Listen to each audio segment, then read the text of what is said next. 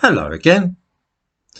To the annoyance of those who dislike me and would like to see my views silenced on YouTube, I never actually display any racial prejudice in the videos which I produce and post on this channel. This is massively irritating to some people because it means that whenever they complain about me to YouTube, the video is reviewed and they are told that it doesn't breach the community guidelines and will therefore not be removed. We know this because some of those people report almost every video I make, and yet it's almost a year now since I've been suspended from YouTube for anything. This has given rise to a new tactic, which some observant viewers might perhaps have seen here lately, which is to accuse me of allowing all kinds of racists to hang out in the comments and say unacceptable things, which I should be deleting or perhaps denouncing. There's an old left-wing aphorism which states that silence means consent. This is why there is so much virtue signalling in the modern world. Unless you are constantly proclaiming how much you abhor racial prejudice and what a terrible thing sexism is or homophobia or whatever, then that must mean that you secretly approve of those things and are actually a closet racist and homophobe. In this way, simply saying nothing has come to be seen as evidence of guilt these days.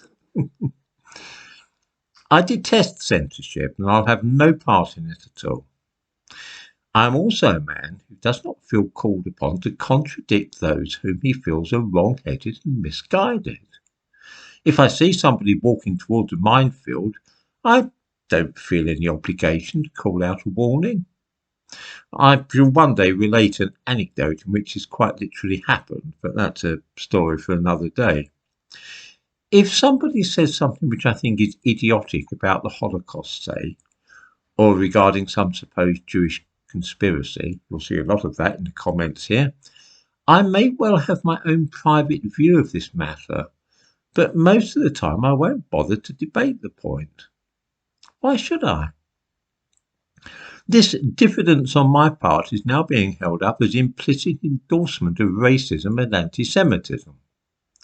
I'm seeing people saying things such as, the comments page on that channel is disgusting and full of racism.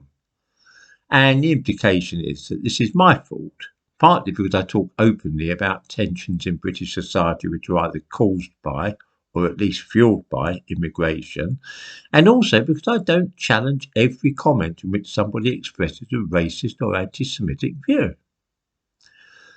Sometimes you might have seen one of the regulars here drawing my attention to some comment with many replies which are supposedly unacceptable, and I'm asked if I agree with these people, and if not, why have I said nothing? That's part of this business. I've seen people saying the same kind of thing on Twitter about this channel, and because they can't actually find any racism to pin on me, mention is instead made about the comments here as though they are somehow my fault. It's not just the content of the comments that people feel I should deal with, it's also the email names which some viewers are choosing. My attention has been drawn to the fact that one person here has the name Sarah Everard Raper. Sarah Everard was a young woman who was raped and murdered by a police officer, of course, and I cannot for the life of me imagine who would construct or register such an email name. I've also been asked why I allow somebody who calls himself Rabbi Zyklon to comment here. Zyklon B was the proprietary name for the hydrogen cyanide compound used in some death camps during the Second World War. The problem is, of course, that censorship is not divisible, by which I mean that you either have it or you don't have it. I don't have it here, and nor will I, but this very liberal approach is being portrayed as a sign that I'm really a right-wing fanatic who secretly approves of some of the dreadful things which people sometimes say here.